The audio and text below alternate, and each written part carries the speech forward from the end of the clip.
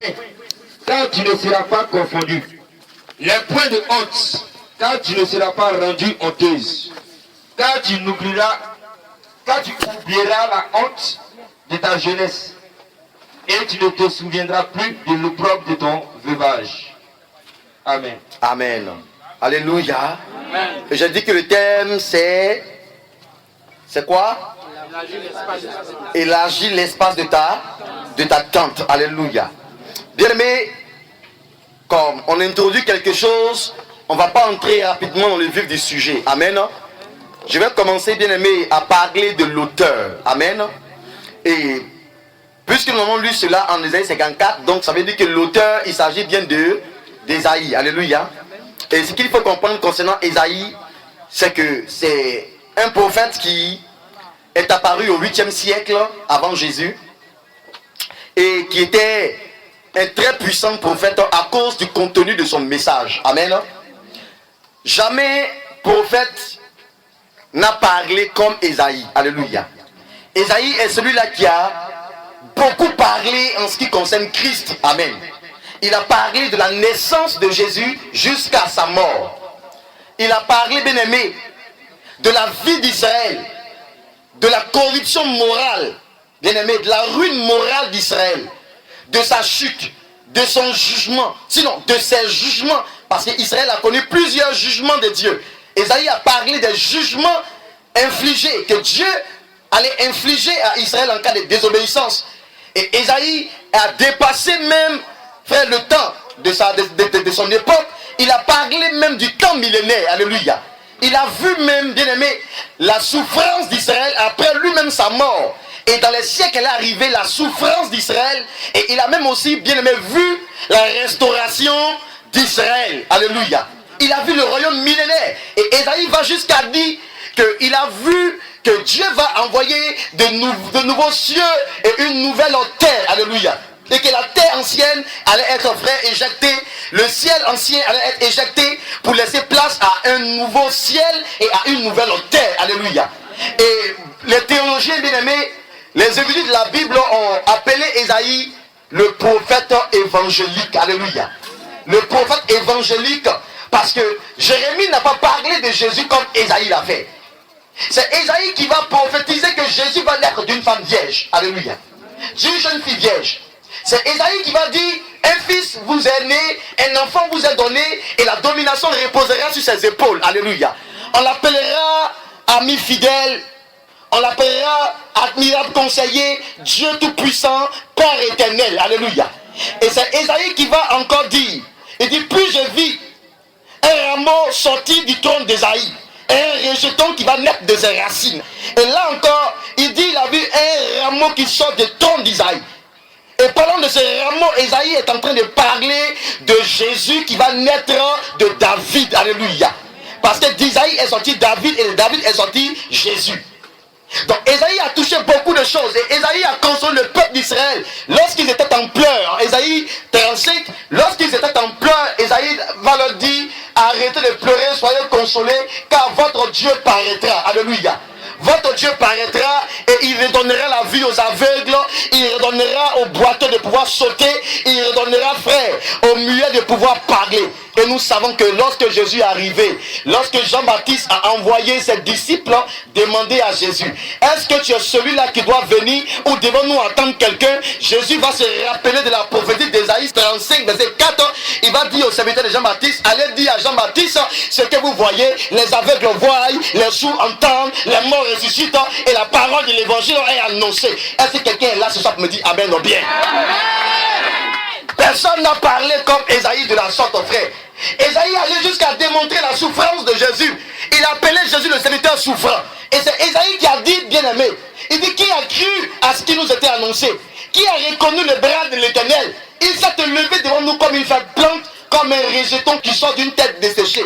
Il n'avait ni beauté, ni éclat pour attirer nos regards. Homme de douleur, habitué à la souffrance. Nous l'avons dédaigné, on n'a pas vu aucun cas. Cependant, ce sont nos souffrances qu'il s'est chargé. nos douleurs qu'il a portées, et nous l'avons considéré comme puni, humilié, frappé de Dieu. Mais c'est par ces maîtres ici que nous sommes guéris, alléluia. C'est par ces maîtres ici que nous sommes guéris, alléluia. Et c'est Ésaïe qui a prophétisé la souffrance dans le moindre détail. Il a dit que celui qui allait arriver, Israël ne devait pas attendre quelqu'un qui allait arriver avec des vêtements royaux. Israël ne devait pas attendre quelqu'un qui allait arriver avec des vêtements sacerdotaux. Mais quelqu'un qui allait arriver, frère, dans la bassesse. Quelqu'un qui allait arriver dans l'humiliation, dans l'humilité, frère. Et il a dit que cet homme-là n'aurait pas un visage plaisant. Il n'aurait pas un visage agréable. Ésaïe l'a appelé homme de souffrance, habitué à la douleur. Bien aimé, Ésaïe a prophétisé dans les moindres détails. Alléluia. Dans les moindres détails. Et Ésaïe va prophétiser une autre prophétie encore capitale d'Ésaïe 61 à partir du verset 1.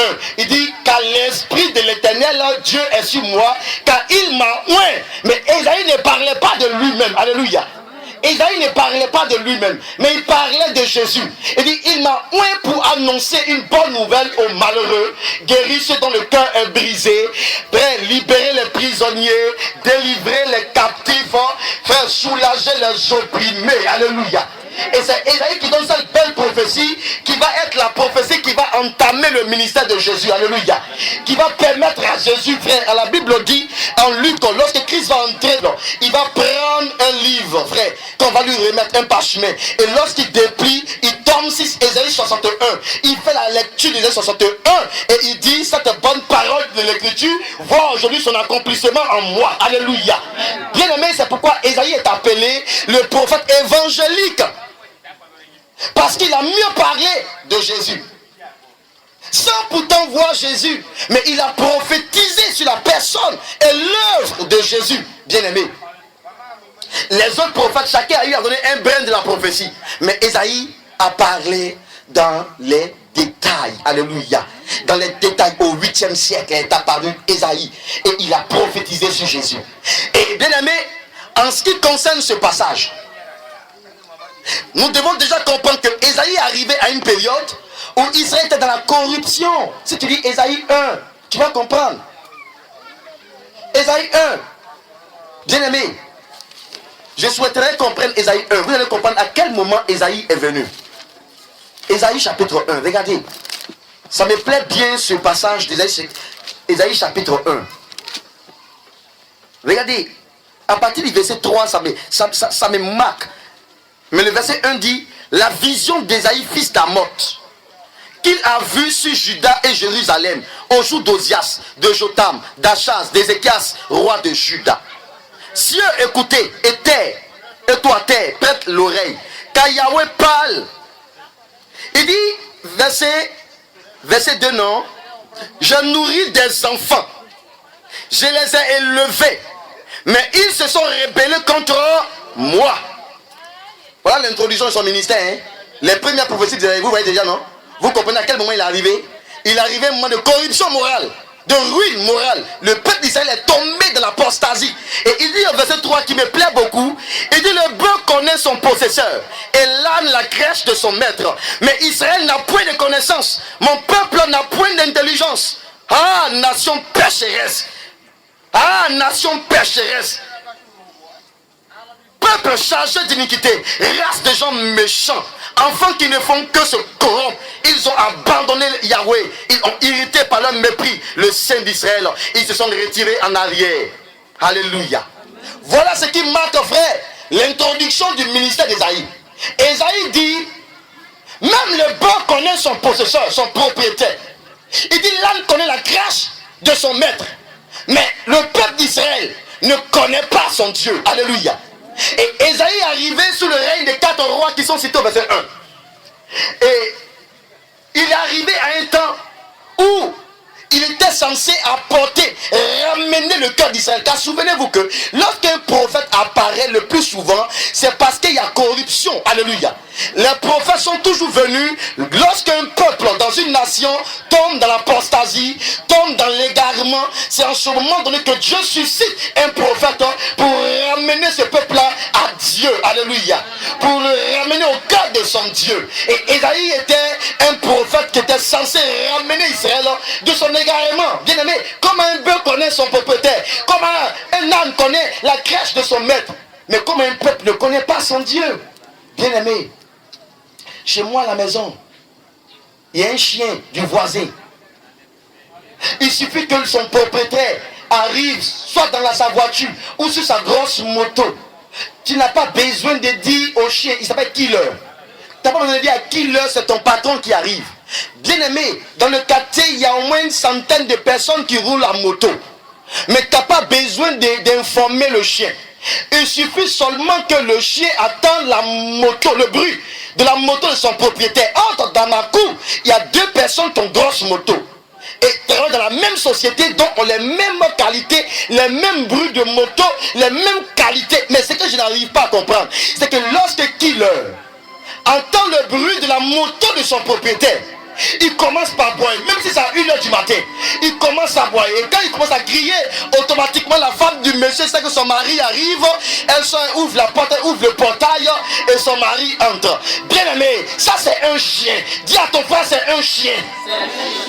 Mais comme un chien arrive à avoir du flair pour connaître le bruit de la moto de son propriétaire, le bruit de la voiture de son propriétaire, et Ésaïe n'arrive pas à comprendre. Il dit un bœuf connaît son propriétaire, il dit un âne connaît la crèche de son maître, mais le peuple d'Israël ne connaît pas son Dieu, ils ne connaissent pas sa voix. Bien aimé, et c'est en ce moment que Ésaïe a été suscité par Dieu pour ramener le cœur de ce peuple-là à Dieu. Dis-moi maintenant bien aimé.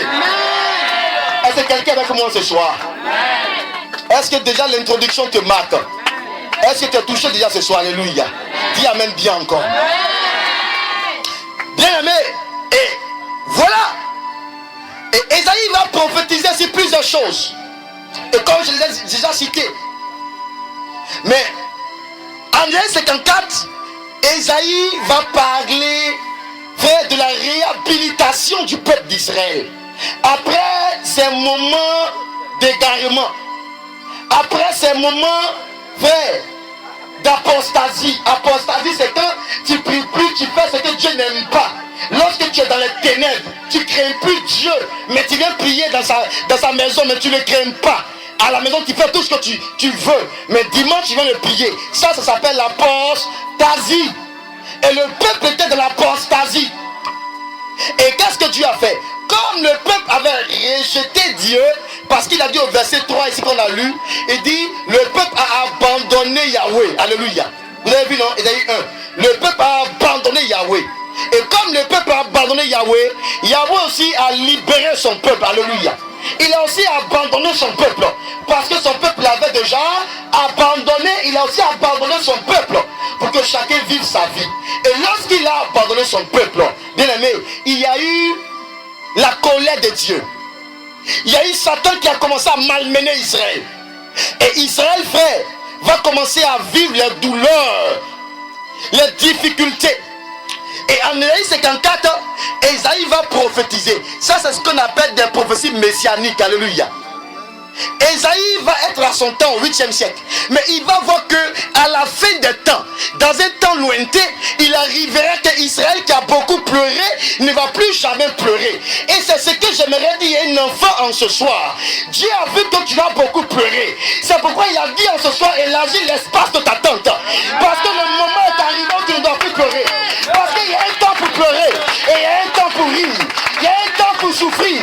Mais il y a un temps, frère, pour être dans l'allégresse. Et je souhaite que tu sois dans l'allégresse. Je souhaite que tu prospères à tous égards. Qu'on prospère l'état de ton âme ce soir, bien aimé. Ésaïe a vu quel temps va arriver où Israël sera réhabilité.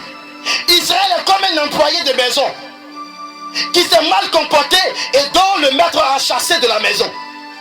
Et hors de la maison du maître, frère, le disciple ou l'esclave va commencer à souffrir parce qu'il n'est à l'aise que dans la maison de son maître. Qui me comprend?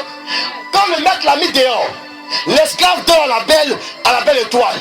Il dort au dehors, frappé par la chaleur, le soleil, le vent, frappé par toutes les intempéries naturelles et spirituelles. Et l'esclave, à un moment donné, prend conscience et l'esclave frappe la porte de son maître en disant: maître, je reconnais que je t'ai offensé. Maître, je reconnais que je ne t'ai pas beaucoup écouté. Je reconnais que je n'ai pas été un bon esclave. J'ai été récalcitrant quelquefois. Maître, ouvre-moi la porte, je vais encore te servir. Et lorsque le maître ouvre la porte, ayant entendu la confession de son esclave, il lui ouvre la porte et lui dit: tu peux maintenant revenir. Amen. Mais il ne va pas s'arrêter là. Il va dire: tu peux maintenant revenir et reprendre du boulot. Alléluia. Reprendre du service où tu les avais laissés. C'est ça qu'on appelle une réhabilitation. On te remet à ta place initiale, frère. Et c'est ce que Ésaïe est en train de prophétiser. Que lorsque le peuple a abandonné Dieu l'a rejeté. Et hors de Dieu, on ne peut que souffrir. Hors de Dieu, on ne peut que pleurer. Hors de Dieu, c'est la galère.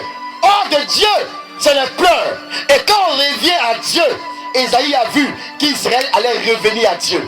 Et maintenant, le verset 1 là, ça c'est la prophétie que Dieu donne à Israël lors de son retour, lors de sa conversion, lors de sa prise de conscience. Et Dieu dit maintenant à Israël, frère, regardez le verset 1 d'Ésaïe 54.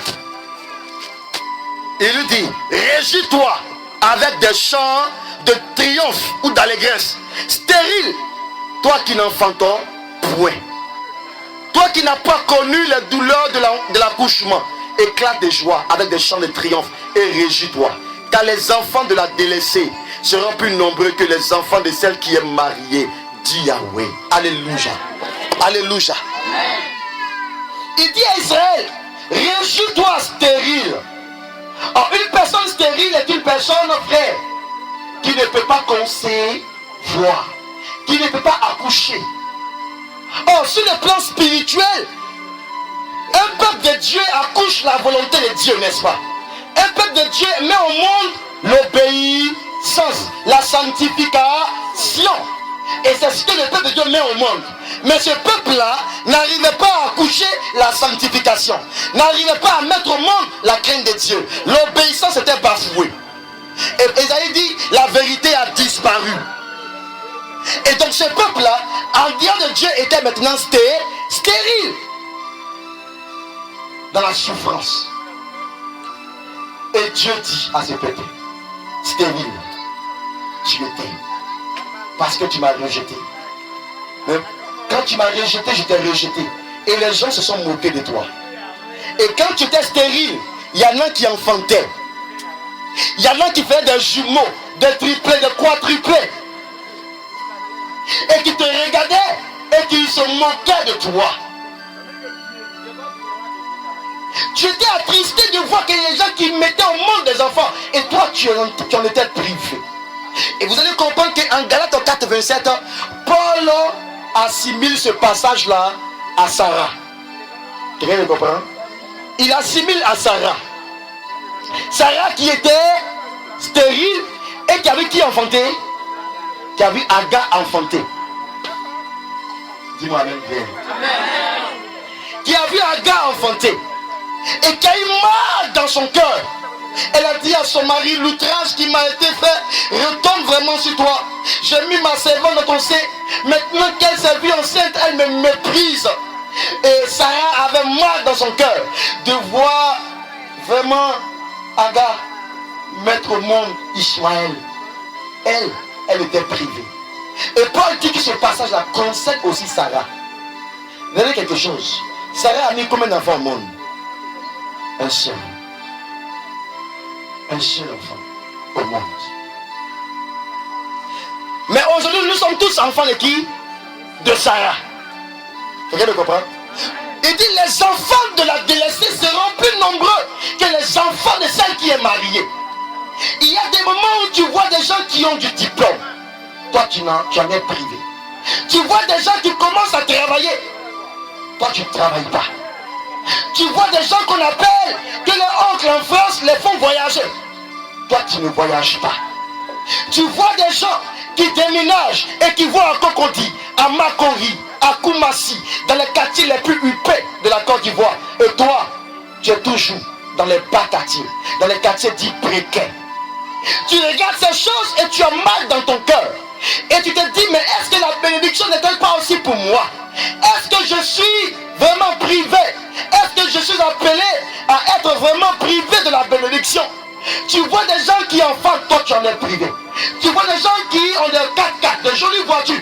Toi tu n'as pas de 4x4. Tu vois des gens frères qui vont, qui voyagent. Et lorsqu'ils vont, ils reviennent surtout dans le taxi compteur. Ils entrent à la maison, dans la cour, un taxi compteur. Ils sortent. Le lendemain, taxi compteur. Le soir, taxi compteur. Mais toi, quand tu sors, toi, c'est avec tes pieds. Tu marches toujours. Tu reviens en marchant. Et tu vas en marchant. Bien aimé. Et quand tu regardes les autres prospérer, parfois il arrive que ton cœur a mal. Et tu te dis, la bénédiction n'est-elle pas aussi pour moi? Est-ce que mon nom a été proscrit sur la liste des bénis de ce monde? Qu'est-ce qui ne va pas, bien aimé? Et Dieu dit à Israël, il dit stérile, réjouis-toi. Toi qui n'enfantes pas, réjouis-toi parce que tu es revenu. J'aimerais dire à quelqu'un ce soir, toi qui n'enfantes pas, toi qui n'enfantes pas le boulot, toi qui n'enfantes pas les occasions, la prospérité, les opportunités, bien aimé en ce soir, je te dis réjouis-toi parce que ce que tu vas enfanter va dépasser ce que tes amis ont enfanté. Bien aimé, tu n'es pas né pour être la photocopie de ton papa. Si ton papa s'est limité en 3e, toi tu as appelé à avoir bac plus sur 4 frères. Si ton papa s'est limité à faire chant, toi tu as appelé frère à atteindre un certain niveau. Tu ne dois pas être la photocopie d'un cousin, mais tu dois être le modèle de ton cousin. Le modèle idéal que ton cousin doit prendre comme ça, doit brandir pour dire je connais un frère. J'ai mon grand frère, il est en Europe. J'ai mon grand frère, il est en Italie. J'ai mon grand frère, il est maintenant aux États-Unis. Tu dois être le modèle idéal de ta famille. Est-ce que quelqu'un m'a dit amen aux 3 fois? Est-ce que tu m'as dit amen aux 3 fois? Bien aimé, ce programme, c'est pour te fortifier. Alléluia. C'est pour te dire qu'il y a un temps que Dieu a placé pour chaque chose. Chaque vrai arbre fruitier a sa saison. Aujourd'hui tu vas au marché, il n'y a pas gombo. Et les gens te diront que parce que ce n'est pas la saison de gombo. Les femmes, vrai ou faux? En tout cas, moi ma femme m'a dit il n'y a pas gombo sur le marché. Il n'y a pas gombo sur le marché. Mais bien aimé, c'est pas parce qu'aujourd'hui il n'y a pas gombo que ça veut dire que demain il n'y aura pas gombo. C'est pas parce qu'aujourd'hui il n'y a pas de travail que ça veut dire que demain il n'y aura pas de travail pour toi. C'est pas parce qu'aujourd'hui il n'y a pas de voyage que ça veut dire que demain il n'y aura pas de voyage pour toi. Bien aimé, chaque chose a son temps. Aujourd'hui c'est le temps de Billy. Demain ça sera le temps de René, dis moi-même le bien. Aujourd'hui c'est le temps de Mariam. Demain ça sera le temps d'Akissi. Alléluia. Bien aimé, chaque chose a son temps. Et Dieu dit à Israël, réjouis-toi.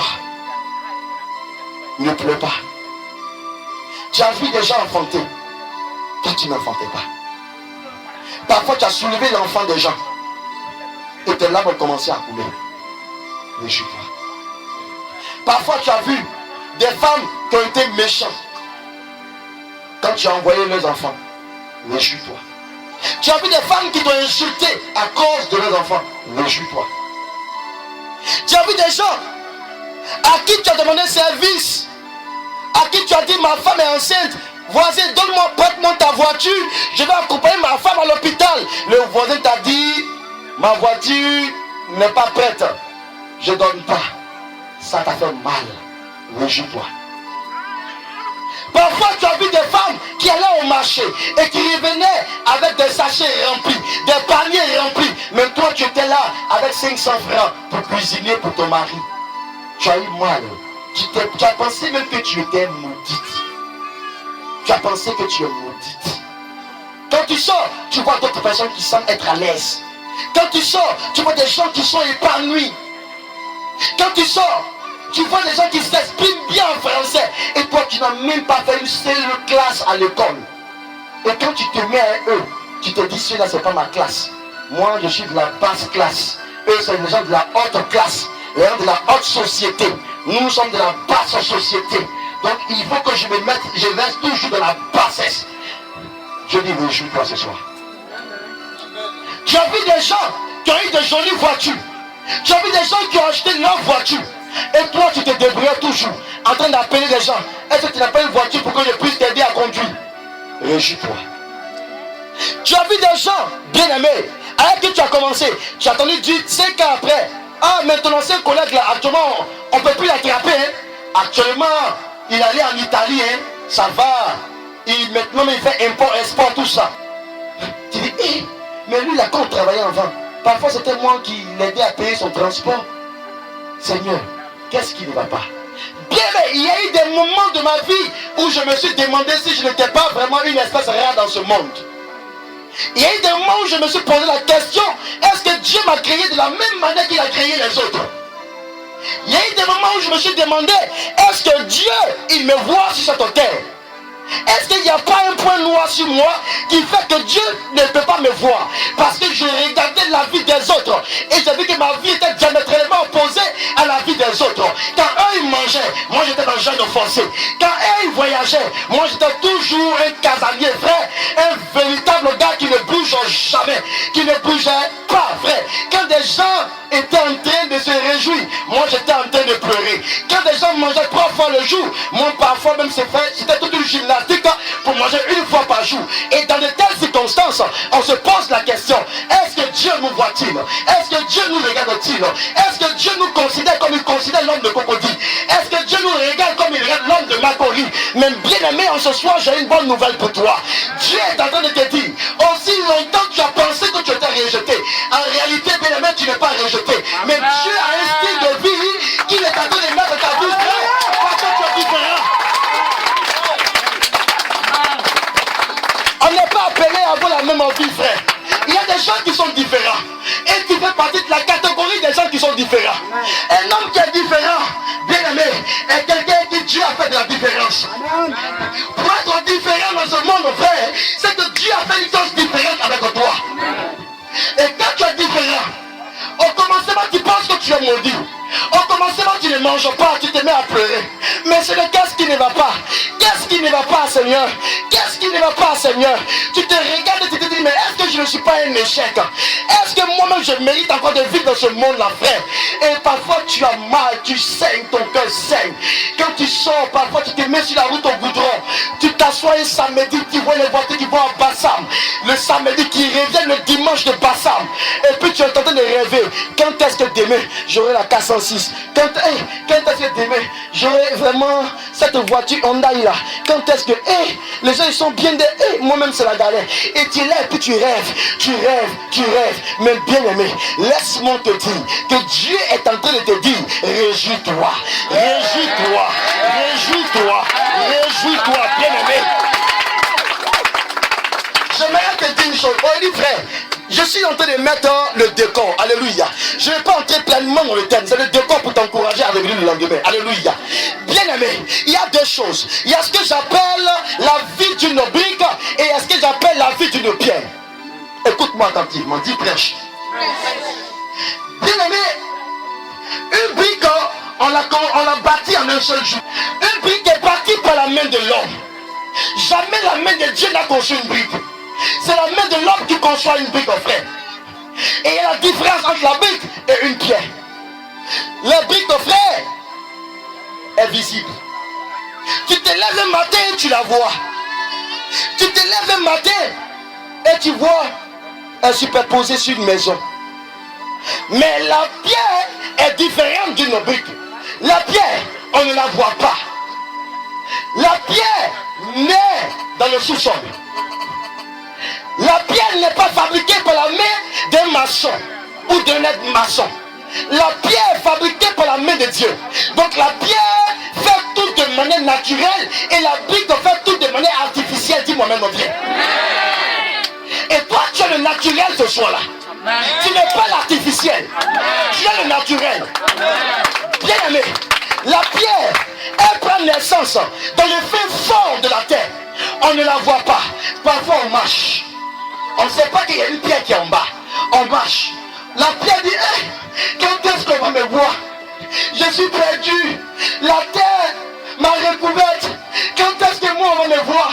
J'ai des qualités qui sont en moi. Mais aussi longtemps que je suis enfermé à terre. Quand est-ce qu'on verra que moi je sais chanter? Quand est-ce qu'on verra que moi je sais prêcher? Quand est-ce qu'on verra que moi j'ai des talents en matière électronique? Quand est-ce qu'on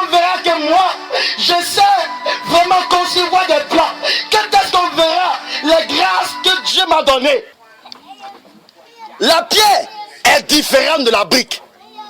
La pierre va commencer. On ne voit pas la pierre. On marche, on ne sait même pas qu'il y a une pierre qui est là. Alléluia. On ne sait même pas l'existence d'une pierre. Et parfois la pierre pleure. Mais pendant ce temps où la pierre est en train de pleurer, la brique est en train de danser. La brique danse.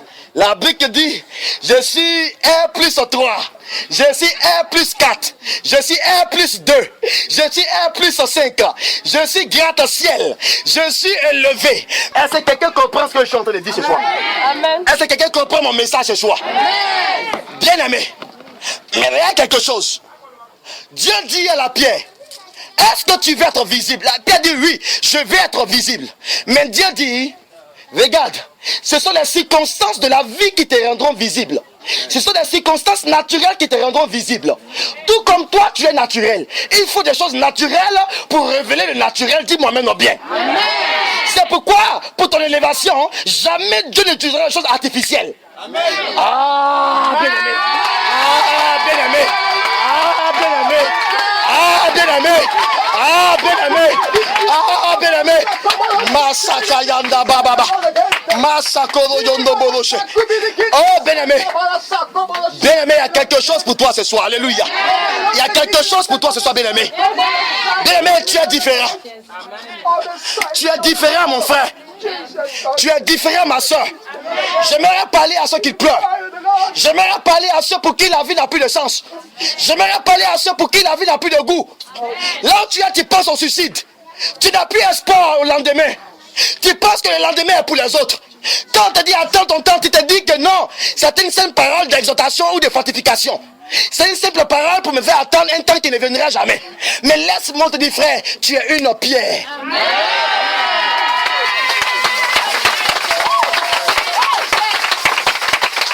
Alléluia. Alléluia. Alléluia. Tu es une pierre. Tu es une pierre. La pierre dit je vais sortir du sol. Dieu dit non. Tu vas sortir. Mais ce n'est pas quelque chose d'artificiel qui te fera sortir. C'est quelque chose de naturel qui te fera sortir. Donc Dieu dit à la pierre, attends. Et le lendemain, la pierre est encore cachée. La pierre dit, Dieu m'a dit, j'ai sorti. Mais je ne sais pas quand. Pourtant la brique là, on la voit partout. Elle est remplie un peu partout. Bien aimé, laisse-moi te dire une chose, frère. C'est que les briques là, on les voit partout. Mais les pierres, on ne les voit pas partout. Parce que la pierre est différente, frère. La pierre n'est pas comparable à une brique. Les briques, on les voit partout. Mais les pierres, on ne les voit pas partout, frère. C'est pourquoi j'aimerais te dire une chose, bien aimé. Tu es une pierre. Et un jour, la pierre est encore cachée. Et voilà la pluie qui va descendre. Et la pluie est naturelle. La pluie va tomber sur le sol. Et vous savez que lorsque la pluie tombe sur le sol, la pluie va commencer à créer ce qu'on appelle l'érosion. Quelqu'un me comprend? L'érosion. Et l'érosion, c'est une cassure de la terre. C'est une fissure, frère. Et lorsque il y aura cette fissure, il y aura, frère, maintenant, il y a un trou qui sera là. Parfois la terre s'ouvre et il y a un trou béant qui est là. Et lorsque le trou là va s'ouvrir, parfois la pierre est encore cachée. Et au fur et à mesure que le soleil va frapper, la pluie va frapper, le soleil va frapper, le soleil de l'épreuve va frapper, la pluie de l'épreuve va frapper, le soleil de l'épreuve va frapper, le soleil de la vie va frapper, le soleil de la galère va frapper, le soleil, frère, de la tentation va frapper, la pierre là, la pierre là, la pierre là. Et un jour, voilà que la tête de la pierre sort en l'air. La tête commence à sortir. Et la pierre regarde. Oh, donc c'est comme ça que ça se passe en haut ici. Même frère, qu'est-ce qui va se passer? Plus la pluie va tomber, la pierre va commencer à monter toutes ses potentialités. Alléluia. Toute sa beauté, toute sa grâce, toute sa gloire. La pluie vient et la pluie va révéler la potentialité de la pierre. J'aimerais te dire une chose, frère. Il faut que les épreuves arrivent, car les épreuves sont censées révéler la bénédiction qui est en toi. Amen. Bien aimé, bien aimé, bien aimé, bien aimé. Il fallait que Joseph soit mis en prison. Mais ce n'était pas dans n'importe quelle prison. On l'a mis Joseph dans la prison, frère du roi, frère du pharaon. On l'a mis Joseph dans une prison. Mais il fallait qu'il soit en prison pour que là-bas, il fasse la rencontre du panetier et de l'échanson. Quand les deux ont eu songe, Joseph a interprété. Il fallait qu'il soit en prison, au bon endroit, pour que Dieu puisse se révéler à lui. Rappelez-vous que quand Joseph a reçu son songe en Genèse 37 ans, quand il a expliqué son songe, jamais il n'a donné à sa songe une seule interprétation, vrai ou faux. Il n'a jamais interprété son songe. Il dit, papa, j'ai reçu un songe. On dit, appelle tes frères. Il dit, j'ai vu la lune, le soleil et les 11 étoiles se prosterner devant moi.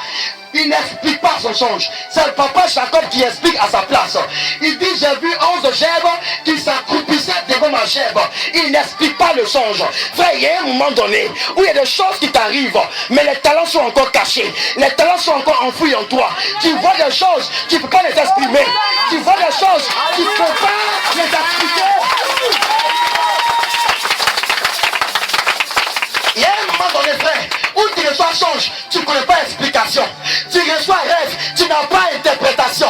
Frère, maintenant, pour que l'interprétation arrive, il faut qu'il y ait la citerne de Joseph. Il faut qu'il soit vendu. Il faut qu'il soit envoyé en Égypte. Il faut que la femme de Potiphar monte sur lui et qu'on l'envoie en prison. Et à la prison, voilà deux hommes qui font songe. Et Joseph dit, eh oui, toi les chansons, ton songe veut dire que dans 3 jours, tu seras réhabilité dans tes fonctions. Et toi, le panetier, dans 3 jours, tu seras pendu. Depuis quand le petit Joseph a su interpréter son genre, il a fallu que la citerne arrive. Il a fallu que les problèmes arrivent, que les épreuves arrivent. Bien aimé, bien aimé, bien aimé. C'est ce qui fait que tu es différent. C'est ce qui te rend différent. Pasteur Franck, si le soleil de l'épreuve ne te frappe pas, on ne verra pas les talents qui sont cachés en toi. Bien aimé, je suis le produit des épreuves. Alléluia. Je suis un produit de l'épreuve, frère. Ne pas avoir mangé pendant des jours, je l'ai connu. Marcher sur 3, 4, 5 kilomètres, je l'ai connu. Frère, la galère atroce où tu te mets et puis tu pleures parce que tu as faim. Tu pleures comme un enfant, je l'ai connu. Des fois, frère, je suis allé me traîner dans l'église où il n'y avait pas frère Simon. Je me suis couché dans le sol et puis je pleure devant Dieu et dis, Dieu, il faut me tuer. Tue-moi, c'est fini, il faut me tuer. C'est quoi? Pourquoi je souffre comme ça? Pourquoi je souffre comme ça, frère? J'ai connu ces choses-là, mais ces épreuves-là, frère, ces épreuves-là ont transformé mon comportement. Ces épreuves m'ont rendu profond. Bien aimé, il faut l'épreuve pour que tu sois profond. Un homme éprouvé, il n'a pas besoin de parler 16 000 paroles pour qu'on l'écoute. Quand il dit une parole, la parole là, ça tourne dans la tête des gens pendant des années et des années. On ne l'oublie pas. Un homme profond ne dit pas beaucoup de paroles. Un homme profond dit une seule parole, mais la parole est interprétée pendant de longues dates. Elle est interprétée. Il y a longtemps que Oufo Boigny est mort, mais nous enseignons toujours pour dire que le vrai bonheur, on ne l'apprécie que lorsqu'on l'a perdu. Oufo Boigny, quand il le disait ça, il ne pensait même pas que ça deviendrait une citation. Il a dit ça parce que ça sortit de son cœur. Mais la parole là, peut-être qu'elle a 30 ans, peut-être qu'elle a 35 ans, peut-être qu'elle a 40 ans, mais il est mort. Mais aujourd'hui, on attend ça encore. Même des blancs, en parlant, donnent cette citation. Bien aimé, parce que Oufoué était profond. Mais pour comprendre d'où vient la profondeur d'Oufoué, va dans l'histoire et tu comprendras les épreuves d'Oufo Boigny, les problèmes d'Oufo Boigny, la souffrance d'Oufo Boigny. La souffrance rend profond. Dis à ton frère, je serai profond. C'est pourquoi n'aie pas peur de la faim, n'aie pas peur de la souffrance, n'aie pas peur de la galère. Bien aimé, ça vient pour te façonner. Plus la pluie tombe, la pierre commence à se révéler. Plus la pluie tombe, elle se révèle. Et demain, quelqu'un s'en va. Et lorsqu'il voit lorsqu'il veut prendre appui, lorsqu'il veut bien s'appuyer, lorsqu'il veut bien s'asseoir, lorsqu'il prend un bagage qui est lourd et étant fatigué, il veut déposer ça quelque part, il va déposer sur la pierre, il va s'asseoir sur la pierre, il va se reposer sur la pierre. C'est pourquoi lorsque tu es pierre, les gens finiront à un moment donné par se reposer sur toi. La famille va se reposer sur toi, la famille va manger à cause de toi, on va s'appuyer sur toi. Bien-aimé, on va s'appuyer sur toi. Tu es l'espoir d'une famille, tu ne le sais pas. Bien-aimé, l'échec est la base, frère, de l'élévation. Aux États-Unis, il y a quelqu'un qu'on appelait Abraham Lincoln. Bien-aimé, avant de devenir président, quand il prend la biographie de cet homme, il a échoué près de 17 fois. Le monsieur, même dans les moindres choses, il a voulu faire commerce, il a échoué. Il a voulu être sénateur, il a échoué. Et un jour, il a eu. Après ça, il dit, il est président. Dis-toi, maintenant qu'il a échoué, quand il est devenu président, il a fait, il a échoué. Il a fait, il a échoué. Fait personne. Aucun sondage ne pouvait déclarer Abraham Lincoln président un jour des États-Unis. Mais grande fut la surprise des Américains. À un moment donné, on ne comprend pas, le monsieur est devenu président. Car la persévérance dans l'épreuve permet d'entrer dans l'héritage de Dieu. Bien aimé, la persévérance, la souffrance révèle les talents qui sont en toi. S'il n'y a pas Goliath, David ne va pas révéler que lui peut le tuer. S'il n'y a pas de preuve, on ne saura pas les qualités qui sont vraies enfouies en toi. Et c'est pourquoi je voulais te dire une chose, ne pleure pas. Dieu dit, réjouis-toi. La deuxième chose, je lui dis, réjouis-toi, parce que tes enfants seront nombreux que les enfants de la délaissée. Je prophétise que tes enfants en termes d'entreprise soient plus nombreux que les entreprises des gens qui t'ont précédé.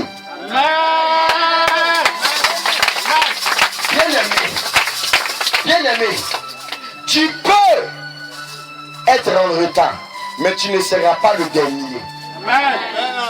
Tu peux venir un peu en retard, mais tu ne seras pas le dernier.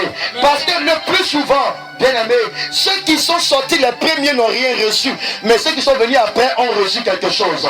Ésaü est sorti le premier, mais l'héritage a appartenu à Jacob, bien-aimé. Pérez est sorti le premier, mais l'héritage a appartenu à Zérach. Bien-aimé, on peut commencer avant toi, mais ça ne veut rien dire. Parce que le plus souvent, le service protocolaire du président de la République le dévance dans un pays. Est-ce que tu m'as compris? Il n'arrive pas au même moment. Les gens, il y en a qui arrivent, ils vont commencer à gérer. Le président va passer ici, donc soit ici. Voilà, soyez ici. Soyez ici. En ce moment même là, où les gendarmes sont dans la rue là, à quoi bas là, le président ne s'est même pas encore lavé pour aller à son voyage. Mais il y a des gendarmes qui sont là. Bon, vous là, arrêtez, taxi, arrêtez-vous ici. Aussi, arrêtez, le président doit passer. Frère, mais les gens ils sont déjà là, hein, ils sont devant. Frère, parfois il y a des ministres même qui sont devant. Quand tu vois qui le président, c'est pas encore le président. Celui qui t'a dévancé, ce n'est pas toi. Celui qui t'a dévancé, il te dévance pour t'attendre devant pour que toi tu puisses arriver. Pour que tu puisses t'acclamer. Ceux qui t'ont dévancé, ils t'ont dévancé pour t'attendre, bien aimé. Frère, ils t'ont dévancé pour aller t'acclamer devant. Amen. Et c'est pourquoi il y a des gens qui t'ont dévancé. Ne les maudis pas, bénis-les. Parce que ces personnes qui t'ont dévancé dans la vie deviendront ton service de fan club. Car Jésus, frère, te dit, ceux qui t'ont dévancé là, dans la maçonnerie, c'est eux après qui vont t'acclamer pour dire, ouais, bonne arrivée chef. Bonne arrivée chef. Bonne arrivée chef. Bien aimé, il y a des gens que tu vois aujourd'hui en train de manier la parole de Dieu. Et des grands prédicateurs. Allez écoutez, tu te poses une seule question. Quand est-ce que moi je deviendrai comme ce prédicateur? Bien aimé, calme-toi. Amen. Ah, bien aimé. Quand Joseph interprétait le songe de Pharaon, il s'imaginait même pas qu'il serait élu pour être premier ministre. Il dit à Pharaon, Pharaon, choisis-toi des personnes capables de pouvoir gérer comme je t'ai expliqué là. Choisis des hommes qui pourront mettre les choses en place. Mais pendant qu'il est en train de parler à Pharaon, le petit pense qu'il va repartir encore en prison. Il y a quelqu'un ici, il pense que la souffrance va continuer encore. Pourtant Dieu a signé le décret de l'arrêt de sa souffrance. Joseph pensait que après ça, il irait encore en prison. Il dit Pharaon, bon, comment je vais aller en prison là? Donc il faut choisir quelqu'un quoi. Comme il était dit là, choisir quelqu'un qui peut, voilà, il va stocker le blé, après vous allez vendre. Vous allez vendre, vous en sortir, j'ai fini. Pharaon, est-ce qu'il peut partir en prison?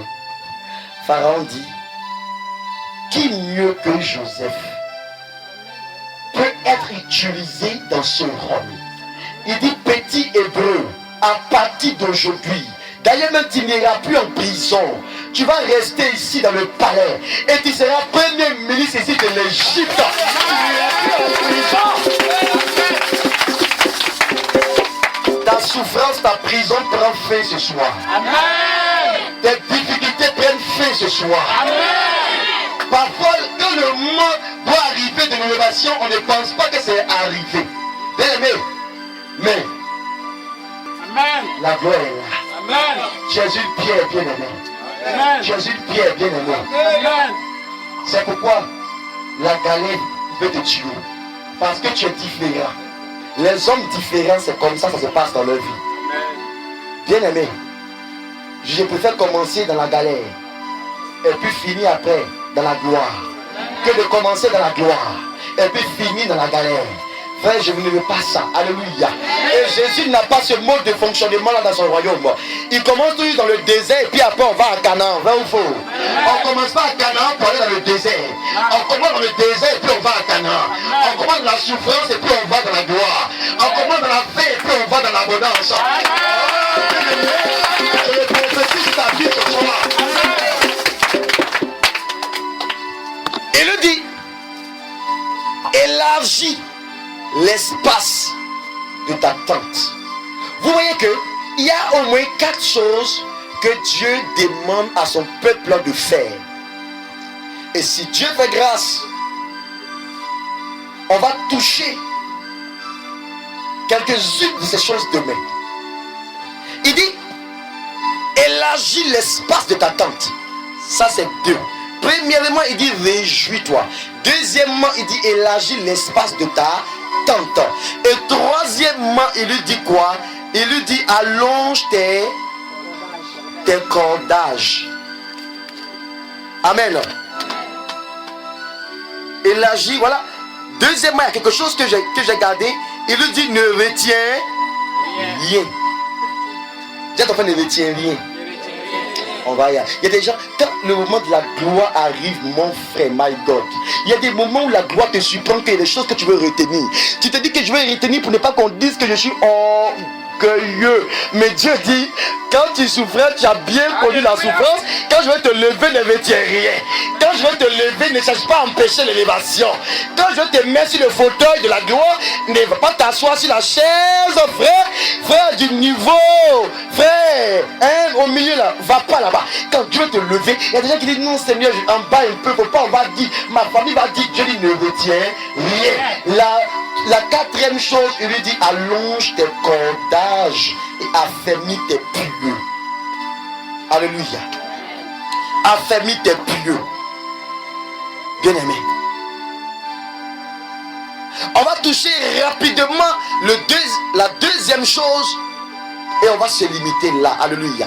La deuxième chose, on a vu que la première chose c'est quoi? Réjouis-toi. Bien aimé, je vais vous dire une chose d'abord. Vous savez, en Néhémie 8, les Lévites ont dit au peuple d'Israël qui pleurait, après avoir entendu la parole de Dieu, les Lévites leur ont dit, ne pleurez pas, ne soyez pas attristés, car la joie du Seigneur est votre force. Dis à ton frère, la joie est ma force. Vous savez quoi? L'environnement dans lequel Dieu opère, s'il ne voit pas la joie, Dieu ne opère pas. L'environnement dans lequel Satan opère commence toujours par la tristesse. Quelqu'un me comprend ce soir? Quand il y a la joie est une alerte, frère. La joie est un signal qui te dit prépare-toi à la rencontre d'une grande élévation.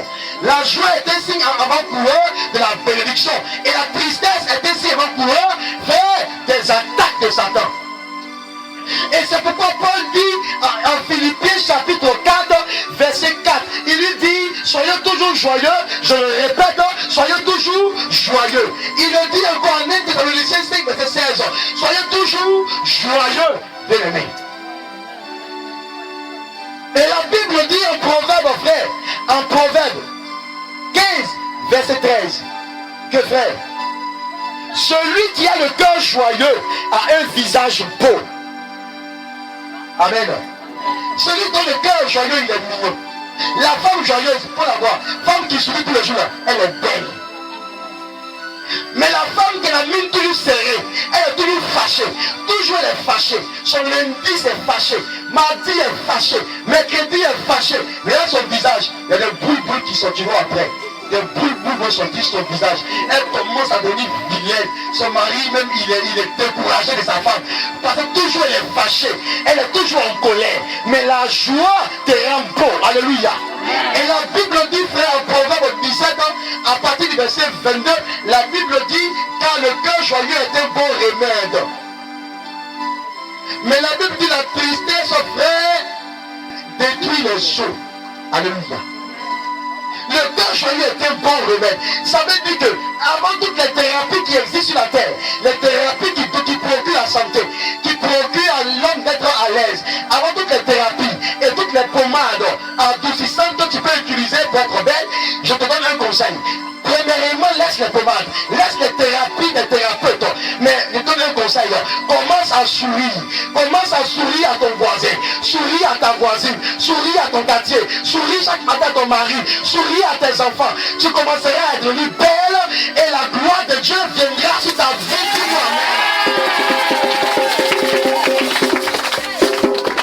Est-ce que quelqu'un m'a entendu? Tu m'as écouté? Un jour, un grand comédien, un grand humoriste dans un pays se lève et il va voir un thérapeute. Arrivé voir le thérapeute utilise toutes les thérapies à sa disposition pour que cet homme qui est humoriste. Mais le thérapeute ne sait pas qu'il a affaire à quelqu'un qui est humoriste, qui est comédien. Donc il a tout fait, il a tout utilisé. Le monsieur n'a pas été joyeux. À la fin, il dit au monsieur, monsieur, vraiment ton cas est grave, hein? C'est un cas chronique. J'ai un conseil. Il y a un grand humoriste dans ce pays-ci là. Vraiment, il fait parfois des sorties, il vient, va l'écouter. Ça te fait du bien parce que je pense que ça te fait du bien. Le monsieur lui dit, malheureusement, je suis moi-même cet humoriste en question. Ça veut dire que le monsieur fait, au lieu de commencer par le commencement, il a commencé par sa thérapie. J'aimerais te dire, ne commence pas par les pommades, les carreaux white, les poivres white. Laisse ces choses-là et puis commence à être joyeuse. Si tu es joyeuse, tu vas faire entrer de la joie de Dieu. Le premier remède, ce n'est pas la thérapie. Le premier remède, c'est la joie. C'est pourquoi je t'invite à faire quelque chose ce soir. Regarde ton voisin puis souris. Regarde ton voisin en face souris. Car c'est un diagnostic. Souris à ta voisine. Souris à ton voisin. Ma soeur, ton mari sourit jamais à la maison. Lève-toi, viens le regarder puis souriez ensemble ce soir. Regardez-vous puis souriez. C'est un médicament. C'est un diagnostic, frère. Et ce soir-là, frère, ce soir, le médecin par excellence, il te dit, faut sourire. Vous savez, il y a une femme chrétienne qui est montée dans la voiture d'un chauffeur. Et lorsqu'elle est montée, elle a dit bonjour, elle a souri au chauffeur. Et quand elle a souri, son cœur était glacé. Il a dit la femme, madame, est-ce que tu peux me rendre un service? Elle dit quoi? Pardon, est-ce que tu peux t'accompagner? Est-ce que je peux t'accompagner chez moi à la maison? Tu as le sourire et puis ma femme. Depuis que je l'ai mariée, la femme ne sourit jamais. Je ne sais pas qu'elle est joyeuse, qu'elle n'est pas joyeuse. Elle dit, c'est pas un couteau à minuit pour me gorger un jour. Elle ne rit jamais. Madame, faut sourire un peu. La femme dit, je suis chrétienne. Il dit, oh, je me convertis. J'ai donné ma vie à Jésus. Il faut que tu viennes aussi convertir ma maison. Parce que la joie que tu as dégagée, j'ai senti une paix intérieure. J'ai senti ce que ma femme n'arrive pas à me faire sentir. J'aimerais dire à une femme ici qui a un foyer, pardon, souris à ton mari. Marie, souris à ta femme. Regardez-vous et puis souriez. C'est très important. À la sortie d'ici, ton mari attend ça. Il y a longtemps qu'il ne peut pas, il ne mange plus. Mais c'est pas toi qui ne souris pas. Tu dois manger à ton colère, manger à ton aigreur, manger à ton haine dans ton cœur. Tout ça, Marie, il n'est plus à l'aise. Il dit, ah chérie, il y a quoi depuis ce jour-là, il ne te sent plus. Le monsieur au travail, son patron l'insulte. Il est chauffeur. Les gens vont monter dans sa voiture. Ils vont l'insulter. Faux chauffeur. Toi, tu as une permis où? Ils vont l'insulter en cours de chemin. Il est fâché toute la journée. Il rentre encore à la maison, qui est un endroit de repos, de tranquillité, de quiétude. Mais malheureusement pour lui, il y a une femme qui va encore en rajouter. Quand il s'en a trouvé, elle va commencer aussi. Tu as quitté où? Toi, tu es comment? Tu es comment? Bien aimé. Du coup, d'ailleurs, il est malheureux. Dedans, il est malheureux. Et puis, tu qu'après, le monsieur te trompe. Je dis, regarde ton mari et puis souris à ton mari. Est-ce que tu es un bon sourire? Le meilleur de ta souris. Le meilleur de ta souris. Le meilleur de ta souris. Bien aimé, c'est très important.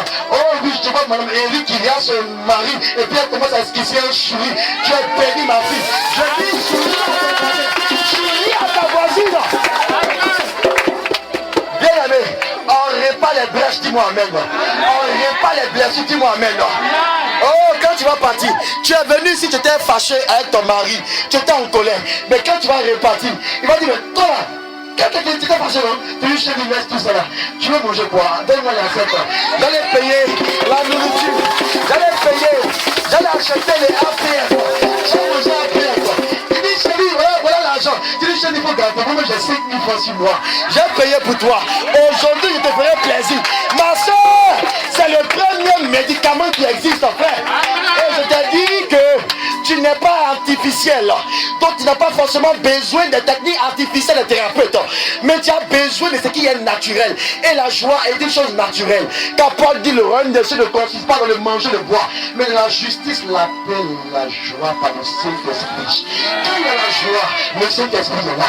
Quand il y a la joie, le Saint-Esprit est là. Quelqu'un qui est toujours joyeux ne tombe pas malade. Je vais vous parler ce soir. Tu m'écoutes bien, non?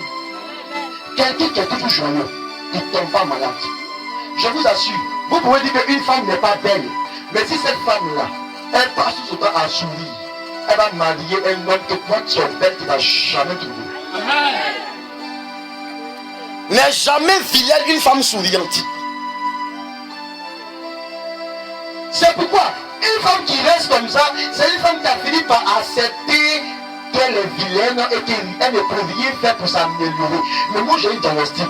Même si tu es né avec un gros bouton sur tes yeux, sur ton nez, sur ta langue, ce n'est pas un problème. Souris toujours. Souris, souris, souris, souris. Je t'assure. On me dit que frère, on me dit que la joie est de quoi? Est de remède, non? Remède en français, ça donne quoi? Ça donne quoi? Me dis. Oh ma soeur, même si tu n'as pas la paix du cœur, ma soeur, même si ton mari t'a battu, même si tu es insulté, négligé, ne regarde pas les circonstances de la vie, souris seulement. Quand tu marches, souris. Vous savez, la joie dépend de la paix. La paix dépend de la justice de Dieu. Quand tu vis de la justice de Dieu, la première chose qui te fera sentir que Dieu t'aime, c'est la paix dans ton cœur. Et la paix enfante la joie. Une femme qui est joyeuse est une femme qui a la paix. Et je vous ai toujours dit que la paix du Seigneur n'est pas circonstancielle. Elle ne dépend pas de est-ce que tu t'es marié, est-ce que tu as eu un enfant, est-ce que tu as voyagé pour aller en Europe. La paix du Seigneur, elle dépend de la vie éternelle qui est constamment en toi. Tu peux ne jamais avoir voyagé, mais si tu as Christ, tu as la vie éternelle. Et la vie éternelle, c'est le trésor inestimable qui peut exister dans ce monde-là. Quand tu l'as, tu es toujours joyeux, peu importe le voyage, tu es toujours joyeux. Et quand tu as Christ, la joie est là. Mais la tristesse, c'est l'environnement d'opération de Satan. C'est le mode d'emploi de Satan. Quand il veut t'attaquer, il envoie la tristesse dans ton cœur. C'est pourquoi, pour terminer, Jésus a dit en Jean 14, quand il a dit à ses disciples que je vais partir au ciel, qu'est-ce qui s'est passé? Ses disciples se sont attristés. Jésus a regardé et il ne pouvait plus opérer dans leur vie. Parce que la tristesse de Pierre, la tristesse de Jacques, de Jean, ne permettait pas à Jésus d'opérer dans leur cœur. Et Christ il leur dit que vos cœurs ne soient point troublés. Croyez en Dieu, croyez en moi. Que votre cœur ne soit point troublé. Un cœur qui est troublé est un cœur qui ne permet plus à la puissance de Dieu de se manifester. C'est pourquoi si en ce soir tu es troublé, si en ce soir tu es abattu, si en ce soir tu es fatigué, tu es angoissé, je t'invite en ce soir à commencer, bien-aimé, à sourire, à manifester la joie. La joie va dire à Dieu, tu peux opérer maintenant. La joie dira au Père, le Père, tu peux agir maintenant. Parce que j'ai mis en place ton environnement. Dieu te bénisse. Qui est dans la joie?